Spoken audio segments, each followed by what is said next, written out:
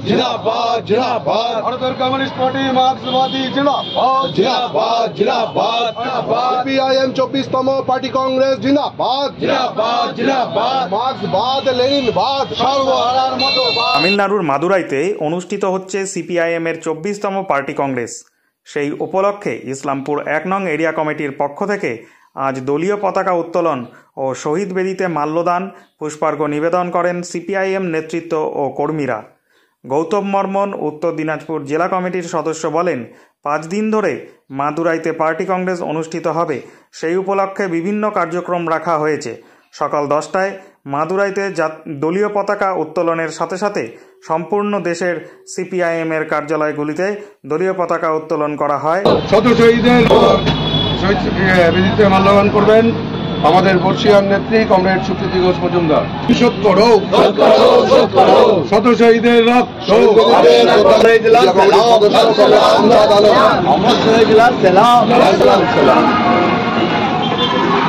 চরণে আপন মরণের কমরেড কামাল ধরণ মন্ডল। শত শহীদের রক্ত শত শহীদ তোমায় জানায় লালে লাল কমরেড মোদের লাল সালাম সাথী মোদের লাল সালাম সাথী মোদের লাল সালাম মোদের লাল সালাম শাখা সম্পাদিকা তবে রশ্মিতা মুখার্জি। আপনারা জানেন যে ভারতের কমিউনিস্ট পার্টি মার্ক্সবাদী আমাদের পার্টির 24তম পার্টি কংগ্রেস অর্থাৎ আমাদের পার্টির যে সর্বোচ্চ সম্মেলন তাকে আমরা পার্টি কংগ্রেস বলে থাকি। এই পার্টি কংগ্রেস আজ ২রা এপ্রিল থেকে ৬ এপ্রিল পর্যন্ত তামিলনাড়ুর মাদুরাই শহরে অনুষ্ঠিত হচ্ছে।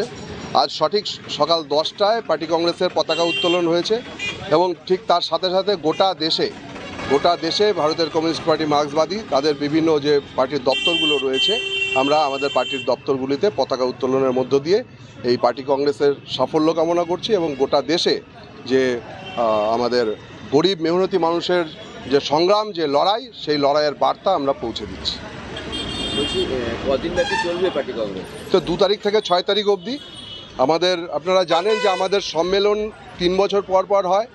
বিগত ৩ বছরের আমাদের সাফল্য, আমাদের ব্যর্থতা, আমাদের সেগুলো নিয়ে আমাদের সমালোচনা হয় এবং আগামী ৩ বছরের জন্য যে রণকৌশল, এই সময়কালে আপনারা জানেন যে গোটা দেশে মূল্যবৃদ্ধি ভয়াবহ আকার ধারণ করেছে। মোদির সরকার কৃষকদের সঙ্গে বঞ্চনা করেছে, বিশ্বাসঘাতকতা করেছে। যে কালা কৃষি কানুন এনেছিল মোদির সরকার, সেই কালা কানুনকে তার বিরুদ্ধে কৃষকরা যখন দিল্লির প্রবেশদ্বারে, দিল্লির বর্ডারে সেখানে যখন আন্দোলন করলো প্রায় ১ বছর ধরে, সেখানে রোদ জল বৃষ্টিতে প্রচণ্ড শীতের মধ্যে সেখানে ৮০০-র বেশি কৃষক শহীদ হলেন। তখন নরেন্দ্র মোদীর সরকার তারা বলল যে এই যে কৃষি কানুন তারা প্রত্যাহার করছে, কিন্তু কৃষকদের দাবি ছিল যে ন্যূনতম লাভজনক দামের যে নিশ্চয়তা আইন তা প্রণয়ন করতে হবে। কিন্তু নরেন্দ্র মোদীর সরকার সেই আন্দোলন প্রত্যাহার করবার জন্য মিথ্যা প্রতিশ্রুতি দিলেন, কিন্তু আজও পর্যন্ত কৃষকদের ফসলের লাভজনক দামের যে আইন তা আনলেন না। শ্রম কোডের নামে গোটা দেশের শ্রমিকদেরকে, পুরনো যে শ্রমিকদের সুরক্ষার জন্য যে আইনগুলো ছিল সেইগুলোকে নস্যাৎ করে দিয়ে শ্রম কোডের মাধ্যমে ৮ ঘন্টার কোনো কাজের লিমিট থাকবে না, ১২ ঘন্টা, ১৪ ঘন্টা, ১৬ ঘন্টা কাজ করানোর জন্য শোষণের যে বন্দোবস্ত করেছে, বেকারত্ব ভয়াবহ আকার ধারণ করেছে এবং তারই মধ্যে আমাদের রাজ্য এবং দেশে যে ধর্মীয় বিভাজন, ভাষার নামে বিভাজন, বিভিন্ন শ্রেণীগত সামাজিক যেভাবে বিভাজনের মাধ্যমে এই দেশের গরিব মধ্যবিত্ত মানুষের যে লড়াই, যে জীবন সংগ্রামের যে ঐক্য, সেই ঐক্যকে ভেঙে দেওয়ার চক্রান্ত চলছে।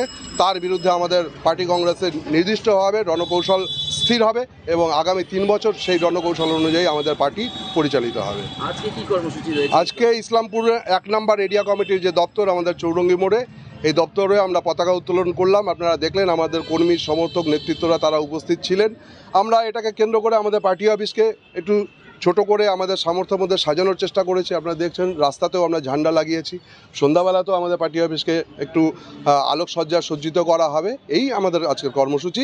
কিন্তু এই পার্টি কংগ্রেসের বার্তা আমরা সাধারণ মানুষের মধ্যে নিয়ে যাওয়ার জন্য আমাদের যে মুখপত্র আছে গণশক্তি, এই লাগাতার 5 দিন ধরে হচ্ছে আমাদের পার্টি কংগ্রেসের সংবাদ সেই গণশক্তিতে প্রকাশিত হবে। সেই গণশক্তিকে আমরা মানুষের কাছে আরও হচ্ছে বিশেষ প্রচারাভিযানের মধ্য দিয়ে আমরা হচ্ছে মানুষের কাছে পার্টি কংগ্রেসের বার্তাকে আমরা নিয়ে যাব। আপনার নাম? গৌতম বর্মন। কি পদে আছেন?